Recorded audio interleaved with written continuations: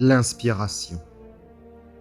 Cet élan soudain et inattendu qui nous pousse à la création comme un peuple à la révolte, qui nous appelle à prendre la plume comme on prend les armes, un véritable soulèvement qui nous parvient comme un murmure porté par le vent, un vent qui nous est soufflé de l'intérieur et qui peut se manifester de bien des façons.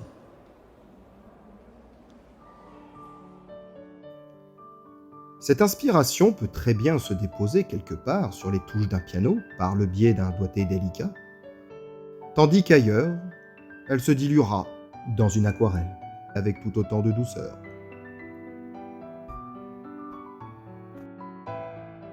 En ce qui me concerne, c'est à l'encre de ma persévérance qu'elle tente de s'exprimer.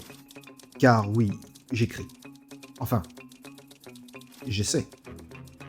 Coucher son imagination sur le papier peut s'avérer compliqué, surtout lorsque vous souhaitez gagner les faveurs de l'inspiration alors que celle-ci se comporte comme un chat.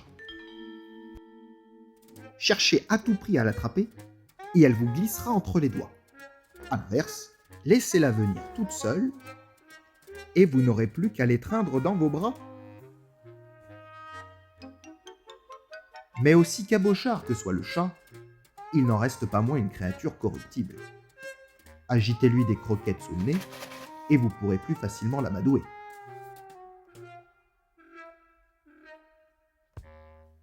Et si l'inspiration lui ressemble en tout point, il est alors sûrement possible d'user de stratagèmes pour pouvoir la caresser dans le sens du poil, elle aussi.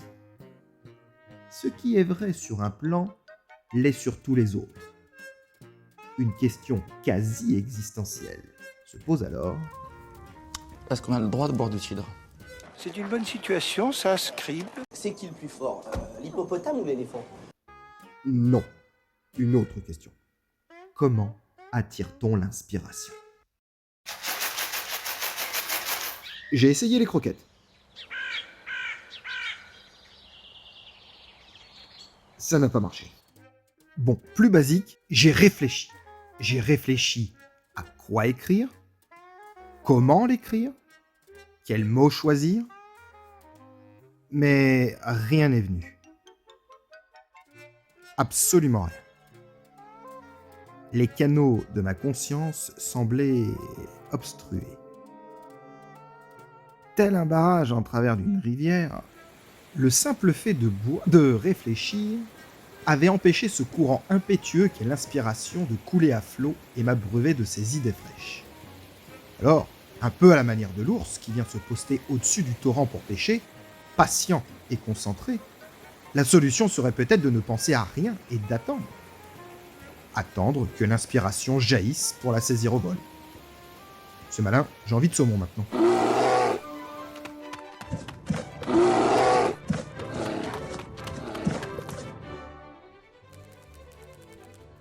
J'ai troqué mon ordinateur portable pour une authentique machine à écrire. Je pensais que me prendre pour Agatha Christie m'aurait mis en verve, exactement comme elle, lorsqu'elle donnait vie à ses histoires au fond de son boudoir. Mais j'ai plus amassé de boules de papier par terre que d'idées dans ma tête. Pas très écolo, en plus d'être moyennement rigolo. Allez, retour à l'AZERTY moderne. Beaucoup de gens écrivent peu avant le lever du jour ou au coucher du soleil, là où, paraît-il, l'ambiance est plus propice à l'inspiration. Comme si à ces moments précis de la journée, le ciel était dégagé de toute interférence pour ne laisser vibrer que les bonnes ondes. Oui, car c'est bien connu, tout est énergie, tout est vibration. Ah si, c'est Einstein qui l'a dit. Selon lui, une idée qui nous traverse l'esprit est avant tout un signal émis sur une fréquence que l'on finit par intercepter, parfois par chance, parfois à force de persévérance. En clair, on trouverait l'inspiration comme on capte une station de radio. Division par zone pour ces prochaines 24 heures. Pour Ouest-Bretagne et ouest de Nord-Gascogne, un vent de secteur sud-ouest sur 5 à 7, modéré à violent.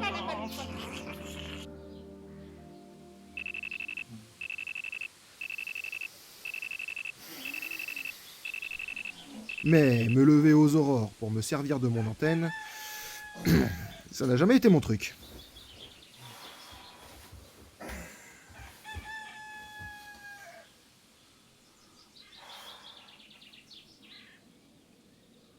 À vrai dire, écrire au crépuscule, me convient beaucoup mieux.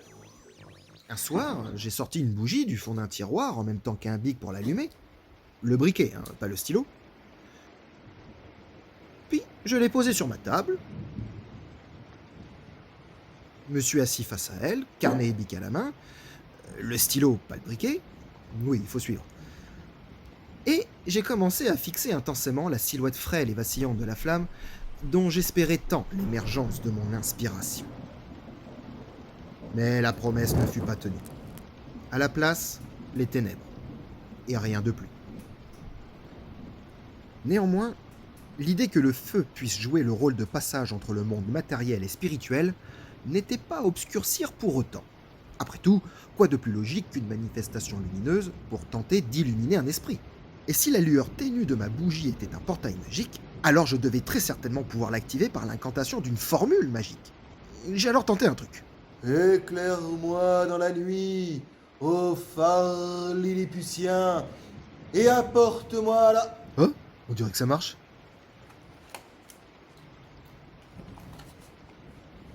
La vie... La vie est-elle le nez qui coule? Si elle renifle, il faut la moucher. Ouais, bon, allez. La bougie, c'est pourri. Peut-être sa lumière n'était-elle pas suffisamment intense pour espérer la voir pénétrer mon esprit. Peut-être en fallait-il une plus puissante, comme celle du soleil. J'ai alors joué les plantes vertes en me postant derrière une vitre, afin de faire face à l'astre diurne qui dardait à travers les carreaux ses rayons pleins d'espoir. Aussi, mon cerveau parviendrait-il à produire de l'imagination en absorbant littéralement la lumière du jour? Une sorte de photosynthèse spirituelle, en somme. Mais après seulement quelques minutes d'exposition, j'ai laissé tomber mon carnet et mon stylo pour vite les remplacer par un cachet et un verre d'eau. J'espérais que l'inspiration passe par la fenêtre, mais c'est l'insolation qui s'est invitée dans ma tête. Finalement, notre ami poilu aux longues moustaches disait vrai. L'inspiration peut parfois faire son effarouché, et à trop lui courir après, on ne l'attrape jamais.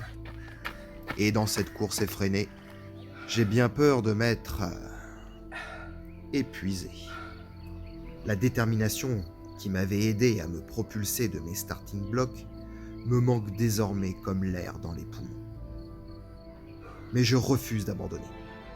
Je refuse de me dire que je ne suis pas fait pour noircir des pages, donner corps à des personnages et leur faire vivre des histoires.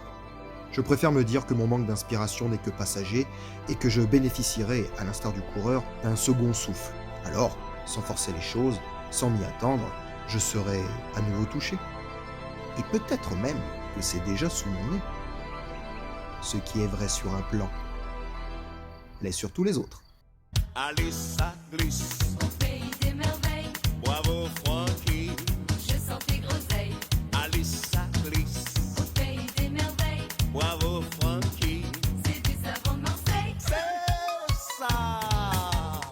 El Bidjoul.